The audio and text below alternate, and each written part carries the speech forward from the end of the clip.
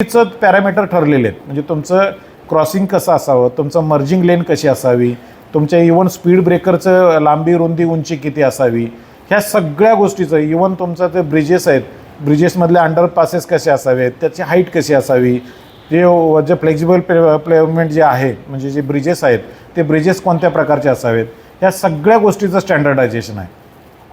त्याच्यामुळं कसं आहे की ह्या गोष्टी एकत्रित चालणारे आहेत. म्हणजे व्हेकल टेक्नॉलॉजी आणि म्हणजे रोड बिल्डिंग टेक्नॉलॉजी ह्या एकत्र चालणाऱ्या गोष्टी आहेत.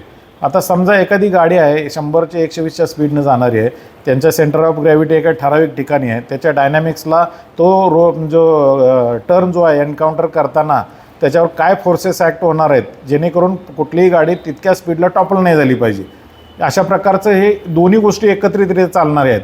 मग ते डिझाईन करतानाच ते कसं करणार की व्हेकल चालणारी आपल्याकडे आता मॅक्झिमम स्पीड लिमिट आपण महाराष्ट्रामध्ये जे दिलेलं आहे ते एक्सेप्ट समृद्धी वे मॅक्झिमम जे एंट्री रिस्ट्रिक्टेड रोड आहे तो 100 किलोमीटरचा दिलेला आहे. म्हणजे 4 लेन्स आहेत ते 90 किलोमीटरचे दिलेले आहेत. आपल्या मोटरसायकलला 70 किलोमीटर आहे.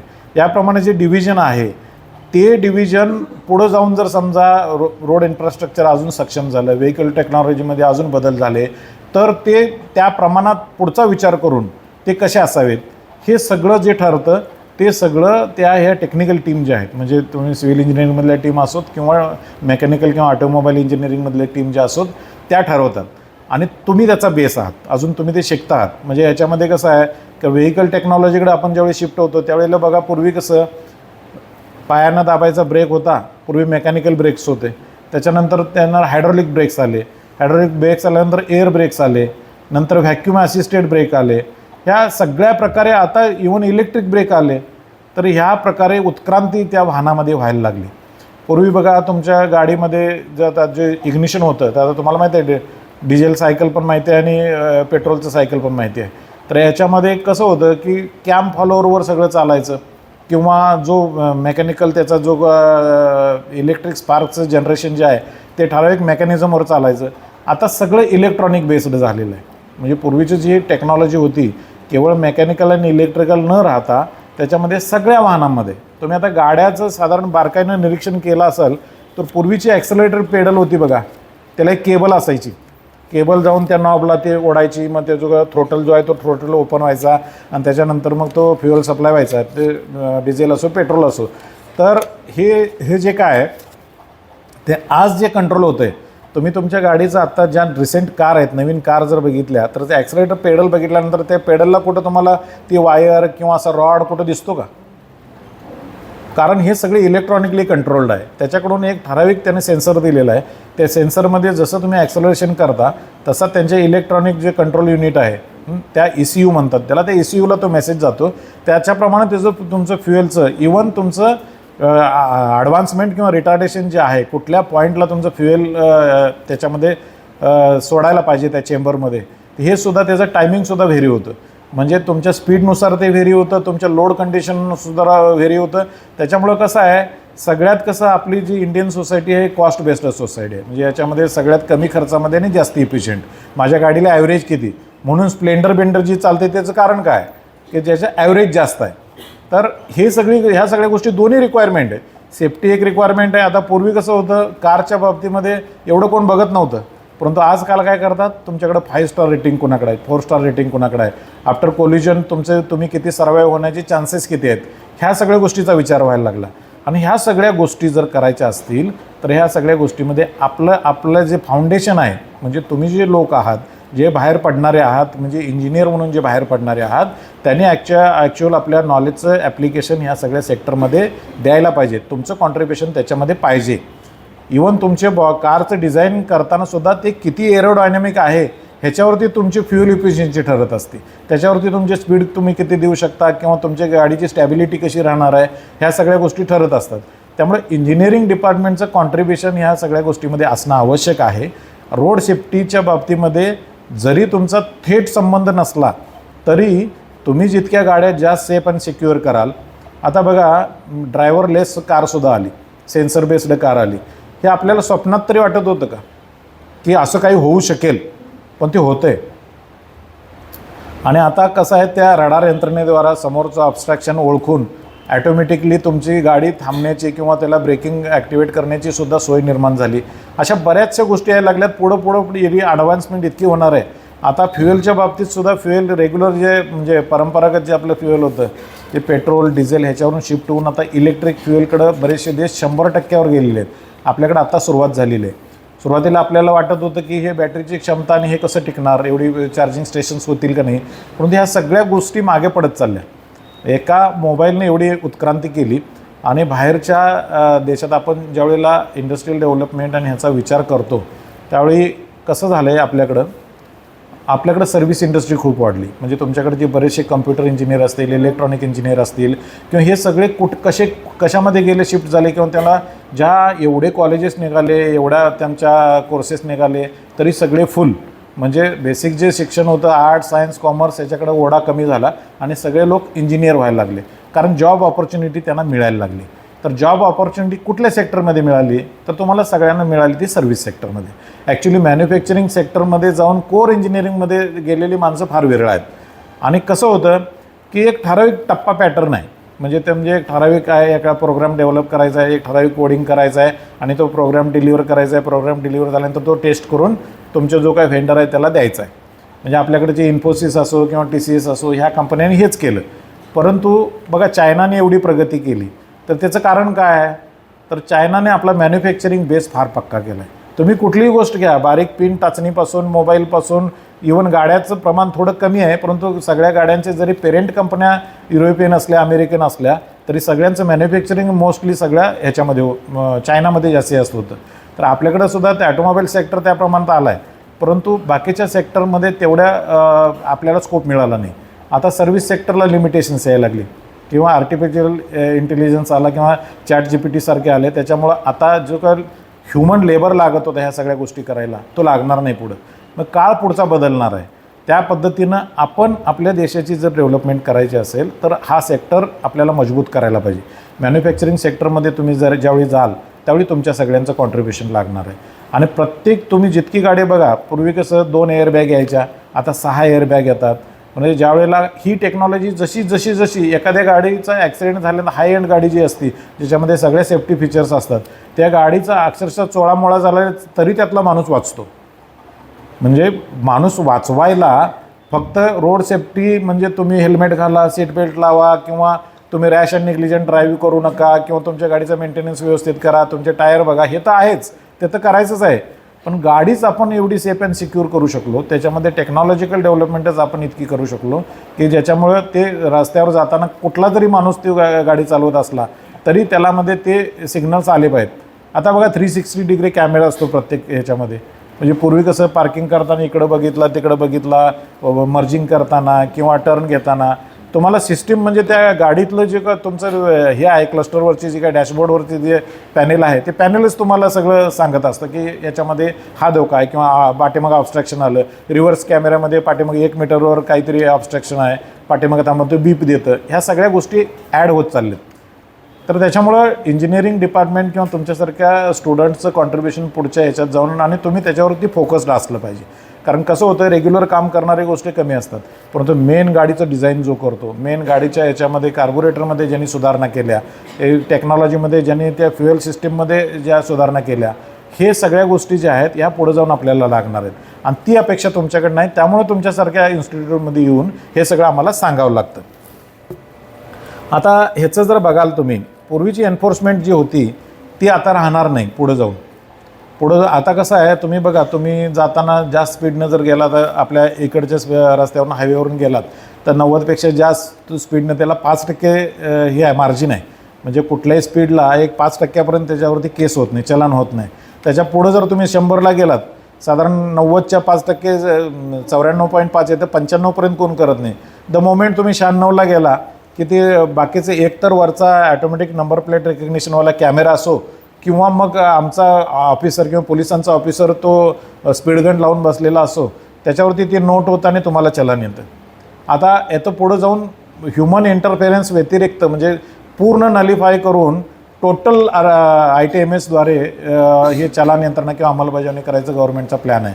त्या प्रमाणात त्यांनी काय केलं आहे, आता मगाशी बोलताना जो विषय झाला की रिपीटेडली एका ठिकाणी जर अपघात होत असतील तर केवळ आणि केवळ त्या माणसाची चूक आहे का किंवा त्या वाहनाची चूक आहे काय हे न बघता त्या रस्त्याच्या बांधणीमध्ये काय चूक आहे का, त्यातला क्रॉसिंग नीट आहे का, तिथला टर्न नीट आहे का, त्याचं रोडचं अँगल नीट आहे का, ह्या सगळ्या गोष्टी बघून त्याच्यामध्ये काही सुधारणा, कारण ते रेकग्नाईज करतात. एका ठिकाणी जर रिपीटेडली ॲक्सिडेंट होत असतील तर तो सॅग्रिगेट करून त्या ठिकाणी काय सुधारणा करणं आवश्यक आहे. म्हणजे तुम्हाला आधी सिग्नलिंग यंत्रणा देणं आवश्यक आहे, तिथं रंबल स्ट्रीप टाकायला लागणार आहे का, किंवा बाकीचे काही उपाययोजना करून जेणेकरून तुम्हाला आधीच अलर्ट मिळेल की पुढं ॲक्सिडेंट प्रोन क्षेत्र आहे आणि तिथं तुम्ही वाहन जे सांभाळून चालवायचं आहे. किंवा जर एक्सेस त्याच्यामध्ये टर्न असेल तर ते टर्नसुद्धा काढायचं आहे, अलाइनमेंट नीट करायची, ह्या पद्धतीचं चाललेलं आहे. आणि ह्याच्याबरोबर ते काय करतायत, मग आता मुंबई पुणे एक्सप्रेसवेला तुम्ही जात असाल कधी कधी, तर तिथं बघा सगळीकडे आता त्या बोरघाटच्या इथं प्रत्येक 1-2-4 किलोमीटरला प्रत्येक ठिकाणी तो वरती एक कमानसारखं लावलेलं आहे आणि ते कमानवरती ते कॅमेरे लावले, ते एकदम हाय रेझोल्युशन कॅमेरे आहेत. तुम्ही गाडीमध्ये बसलाय कोण, त्याचा चेहऱ्यासकट आणि तुम्ही सीट बेल्ट लावलाय की नाही या सकट, आणि तुम्ही किती स्पीडने जाता त्याच्याही पुढं जाऊन तुम्ही एंट्री पॉईंटला, एखाद्या एंट्री पॉईंटला तुम्ही आहात, किती टाईमला तुम्ही एंट्री केलेली आहे आणि तुम्ही त्या एक्सप्रेस हायवे सोडताना एक्झिट पॉईंटला तुम्ही काय टाईमला गेला, ह्या बेसवर सुद्धा तुम्ही किती ॲव्हरेज स्पीडनं आला, ह्या गोष्टीवर सुद्धा तुम्हाला चलन होणार आहे. त्यामुळं पुढं जाऊन ह्या सगळ्या गोष्टीचं जे काय रूल ओबिडियन्स आहे ना, तो तुम्हाला पाळावाच लागणार आहे. आणि मगाशी तुमचे संजय गोडावतमध्ये आमचं लेक्चर, आमचे एक फार आमचे डिपार्टमेंटचेच मेंबर होते पण यशदाला फॅकल्टी होते, त्यांनी काय सांगताना सांगितलं ते आम्ही ऐकत होतो की ती एक हे सायकॉलॉजी तयार झाली पाहिजे की मी नियम पाळणार आहे आणि तुम्हालाही तो नियम पाळायला लावणार आहे. म्हणजे एखादा समजा रॅश ड्रायव्हिंग करत असला तर कसं होतं आहे की ड्रायव्हिंगच्या बाबतीत डिफेन्सिव्ह ड्रायव्हिंग नावाची एक कल्पना आहे. म्हणजे कसं आहे, समोरचा माणूस सकाळच्या वेळेला तुम्ही जर आला तर नाशिकवरून किंवा इकडून जे भाजीवाले जे गाड्या घेऊन मार्केटला येतात ना सकाळी सकाळी, ते कधीच ऐकणार नाहीत. त्यांच्या पाठीमागं बोर्ड लिहिलेला असतो बघा, बघतोस काय रागानं ओव्हरटेक केलं वाघानं, तो वाघ आहे ना, तो वाघ राहू द्या त्याला, किंवा ते ह्याच्या पद्धतीनं जे चालणारे लोक असतात ना, म्हणजे हे फॅशन आहे आजकाल, म्हणजे ते मोटरसायकल घेऊन हे वाकडा तिकडा चालायची. पण ज्यावेळेला हा ॲक्सिडेंट होतो आणि तिची जी डेथ होती आणि त्यावेळेची चित्र आपण सगळ्यांना दाखवायला पाहिजे. कारण कसं आहे, हे यंग एज आहे, हे फार कमी वेळ राहतं. नंतरचं सगळं आफ्टर 25-30 ज्यावेळी तुम्हाला समज येते आणि त्याच्या आधी घडून जे गेलेलं असतं त्याच्यामध्ये जर तुम्ही एखादा अवयव गमावला तर तो लाईफ लाँग शेवटपर्यंत तसाच राहणार आहे. त्याच्यामुळं ह्या गोष्टीची काळजी सुरुवातीपासून आपल्याला घ्यायला पाहिजे. तर आता ह्याच्यामध्ये गव्हर्नमेंटसुद्धा काय काय सुधारणा करते, 1-2-3 मिनटात तुम्हाला सांगतो. की आता बघा, गाडीचं आम्ही जे इन्स्पेक्शन करत होतो, म्हणजे गाडी तुमची ब्रेकिंग डिस्टन्स बरोबर आहे का, गाडीचे सिग्नल्स बरोबर आहेत का, बाकी सगळे फीचर्स बरोबर आहेत का, ते बघून आम्ही ट्रान्सपोर्ट वाहनाने एक फिटनेस सर्टिफिकेट देत होतो.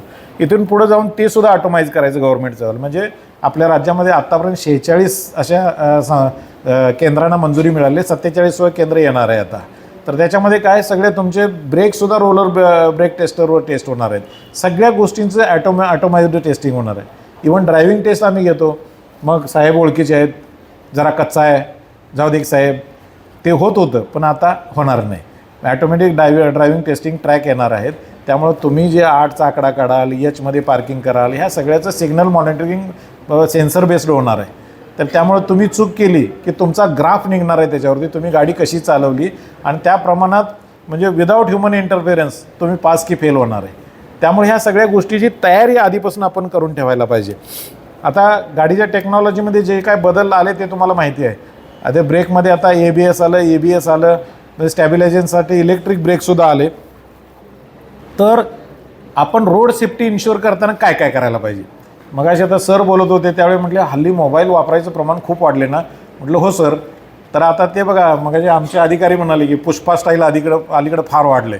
म्हणजे हा मोबाईल ठेवायचा, असा कानाला फोन लावून वाकडा करून तो चालतो, तो समोर काय बघतोय, त्या फोनवर काय बोलतोय आणि एवढा महत्त्वाचा कुठला फोन असतोय काय माहिती नाही. तर त्याच्यामुळं आम्ही लोक एन्फोर्समेंट करून ते करण्यापेक्षा ह्याच्यामधले धोके लक्षात घेऊन सुरुवातीपासूनच ते जर आपण केलं तर ते जास्त चांगलं आहे.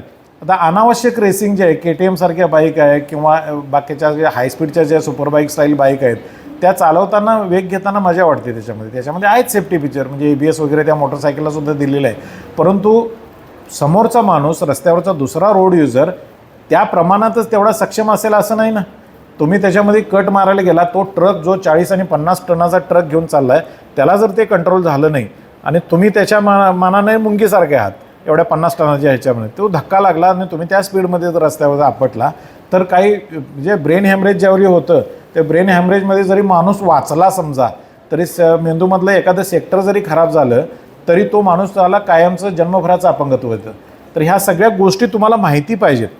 आणि मगाशी सांगितल्याप्रमाणे डिफेन्सिव्ह ड्रायव्हिंग जे आहे, असा जर एखादा माणूस रॅश चालत असला हे चालत असला तरी आपण पॅनिक होऊन किंवा आपणही तो माझ्या पुढे गेला म्हणून मी त्याच्या पुढे जाईन असं न करता आपण संयमानं जर चालवलं तर ते डिफेन्सिव्ह ड्रायव्हिंगची संकल्पना सगळ्यात चांगली होईल. आता याच्यामध्ये कसं आहे की तुम्ही टर्न ज्यावेळी घेता त्यावेळी इलेक्ट्रिक सिग्नल देता तुम्ही सगळे लोक, तेवढा सफिशियंट आहे का?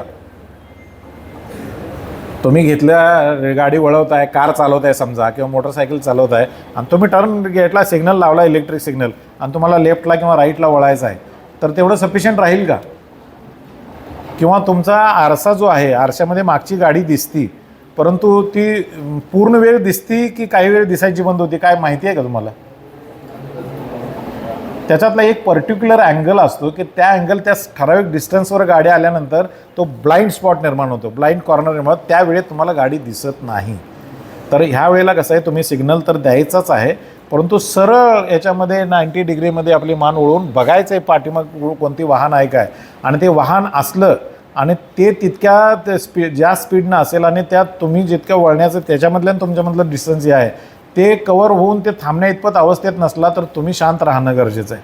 कारण तुम्ही सिग्नल दिला आहे, तुमची ॲक्टिव्हिटी सगळी बरोबर आहे, तुमचं सिग्नल आहे, तुम्ही बघितलं आहे, परंतु तो त्या अवस्थेत नाही ना, तो त्याच्या स्पीड नाही. त्यामुळे ह्या सगळ्या गोष्टी ज्या आहेत ना ह्या सगळ्या गोष्टीचं पालन करणं गरजेचं आहे. आता टेक्नॉलॉजी आणि ह्याच्या बाबतीत दोन्ही गोष्टीत बोलायचं झालं तर स्पीड लिमिट प्रत्येक रस्त्याला वेगळी वेगळी आहेत. रस्त्याच्या प्रकारानुसार त्यांनी ठेवलेले आहेत. तर हायवेला वेगळं स्पीड लिमिट आहे, म्हणजे एंट्री रिस्ट्रिक्टेड आहे, एक्सप्रेसवेला वेगळं लिमिट आहे, 4 लेनला वेगळं आहे, 2 लेनला वेगळं आहे, किंवा ते व्हिलेज रोड अदर डिस्ट्रिक्ट रोडला वेगळा आहे. तर हे सगळं करताना स्पीड लिमिट पाळण्यासाठी आम्ही लोक एन्फोर्समेंट तर करतोच आहे, परंतु तुमच्या गाडीमध्ये जर काही फीचर असतील म्हणजे काय बघा स्पीड आता ट्रान्सपोर्ट गाड्यांना आम्ही कंपल्सरी स्पीड गव्हर्नर बसवायला लावतो. ते स्पीड गव्हर्नरमध्ये एकदा तो सेट केला की तुम्ही त्याच्यापेक्षा जास्त स्पीडने गाडी चालवूच शकत नाही. आता ह्याच्यामध्ये पुढं जाऊन सांगतो तुम्हाला की आता कसं एखाद्या रोड एक्सप्रेसवेचा आहे परंतु घाट सेक्शन आहे, घाट सेक्शनमध्ये त्यांनी एकदम पूर्वी 50 होता आता 60वर आणलं आहे, तर तुमच्या लक्षात येत नाही की आता 100चं स्पीड लिमिट आहे आणि ऑल ऑफ सडन तुमचं 60 होणार आहे आणि पुढे जाऊन लगेच ITMSचा कॅमेरा लागला आहे, परत तुम्ही पकडले जाणार. तर हे कसं करणार? तर तुमच्या दृष्टीनं आत्तापासूनच हा विचार करा की जसं बघा की सिव्हिल सर्व्हिसेसमध्ये जाणारी माणसं अगदी शेवटच्या वर्षापासूनच त्या फोकस्ड आहे, त्या दिशेने विचार करायला लागतात. तुमचं जर दिशा ठरली किंवा पुढे जाऊन मी ऑटोमोबाईल इंजिनियर होणार आहे किंवा मी मेकॅनिकल इंजिनियर आहे पण ऑटोमोबाईल सेक्टरमध्ये काम करणार आहे किंवा जो सिव्हिलवाला असेल तर मी रोड बिल्डिंगमध्ये जाणार आहे, तर आतापासून तुम्ही ते डिझाईनच्या ह्याच्या दृष्टीनं जर विचार करायला लागला की वाहनामध्ये बघा आता कसं आहे तुम्ही टोलवरती गेल्यानंतर कसं आहे की तो तुमचा RFID टॅग जो असतो फास्ट टॅग तो रीड करतो आणि गाडीचा डाटाबेस ओपन होतो, तुमच्या गाडीचं पेमेंट त्याच्यामधून कट होताना जातं. ही सगळी म्हणजे वायरलेस सिस्टीम आहे ना. तर अशी जर सिस्टीम निर्माण करता आली तर समजा एखाद्या सिग्नलला पुढे जाऊन 30चं लिमिट आहे, तो जिथं बसवलेला तो सेन्सर आहे जो काय रडार आहे तो जो इन्फ्रारेड सिग्नल फेकेल, तुमच्या गाडीमध्ये ECUमध्ये अशी यंत्रणा लागलेली आहे की तो सिग्नल मिळाला की ऑटोमॅटिकली तो सिग्नल देईल तुमच्या इग्निशन यंत्रणेला की तुझं स्पीड आता लिमिट कर आणि त्याच्यामध्ये ते डिस्क्रिशन न ठेवता ते गाडीत स्वतःहून त्या स्पीडला जाईल. असं निर्माण करता नाही का येणार? परवा आमच्या कमिशनर साहेबांनी एक प्रपोजल पाठवलं होतं सेंट्रल गव्हर्नमेंट मिनिस्ट्रीला की ओव्हरलोड करून गाडी चालवतात ना तर त्याच्यावर कसं करता येईल. तर त्याच्यामध्ये इनबिल्टच असं फीचर देता येईल की गाडीच्या टायरवरती जे प्रेशर येणार आहे किंवा गाडीच्या ह्याच्यावरती म्हणजे सस्पेन्शन यंत्रणा किंवा ह्याच्यामध्ये एक सेन्सर असा बसवायचा आहे की तो त्या लिमिट क्रॉस केलं त्यांनी की ते त्याच्यावरती ती गाडीच चालू होणार नाही.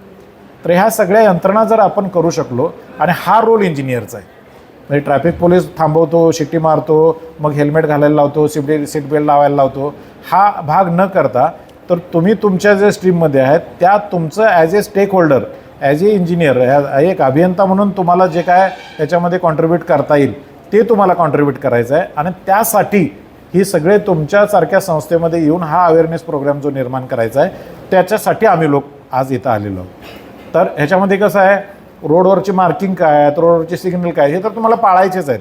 रोडवरती प्रत्येक गोष्टीला त्यांनी IRCनं हे ठरवून दिलेलं आहे की तुम्ही रस्त्याच्या सेंटरला जर तुटक लाईन आहे तो रस्त्याचा सेंटर दाखवतो, कडेला लाईन जो तो रस्त्याच्या म्हणजे वाहतुकीची अंतिम सीमा दाखवतो. किंवा जर एखादा सलग पट्टा असला, एक बा असतं बघा कंटिन्युअस सलग 2 लाईन असतात, त्यामुळे ओव्हरटेकिंग करायचंच नसतं. दुसरा म्हणजे सिंगल पट्टा असतो त्याला म्हणजे ओव्हरटेकिंग करू नका म्हणतो, जेव्हा तुटक असतो त्यावेळी करायला परवानगी आहे. किंवा ओव्हरटेकिंग करू नका, किंवा इथं गाडी पार्क करू नका, किंवा ह्या सगळे किंवा नो पार्किंग नो स्टॉपिंगचं चिन्ह आहे, किंवा इन्फॉर्मेटिव्ह बरीचशी चिन्ह आहेत की पुढं दवाखाना आहे, पुढं पेट्रोल पंप आहे, किंवा कॉशनरी काही चिन्ह आहेत की पुढं म्हणजे लेन बदलणार आहे, गॅप इन मिड इन आहे. ह्या सगळ्या गोष्टीचं तुम्हाला ज्ञान पाहिजे सुरुवातीपासून, की जेणेकरून तुम्ही वाहन चालवताना रोड सेफ्टीच्या दृष्टीनं आता आधीच तुम्हाला कळलं की आधी पुढं ब्लाइंड स्पॉट आहे, पुढं कॉर्नर आहे, किंवा पुढं तो मर्ज होणारी लेन आहे, हे जर तुम्हाला आधीच कळलं आणि त्या हुकूम तुम्ही जर गाडी चालवायला लागला आणि डिफेन्सिव्ह ड्रायव्हिंग करायला लागला, तर ह्या सगळ्या रोड सेफ्टीच्या दृष्टीनं जी काही काळजी घ्यायची आहे आपल्याला ती केली तर आपण म्हणजे 100तला 1 जरी अपघात कमी करू शकलो तरी ते सफिशियंट आहे. आणि ह्या बेसमधला टेक्नॉलॉजीमधला एक कॉन्स्टिट्युएंट मेंबर म्हणून तुम्ही बाकीच्या लोकांना ह्या गोष्टीतला अवेअर करू शकलात की तुम्ही ज्यावेळेला हे शिक्षण पूर्ण करून बाहेर पडाल तर ते तुमच्याकडे एक अधिकारवाणी असते की या सेक्टरवर बोलण्याची.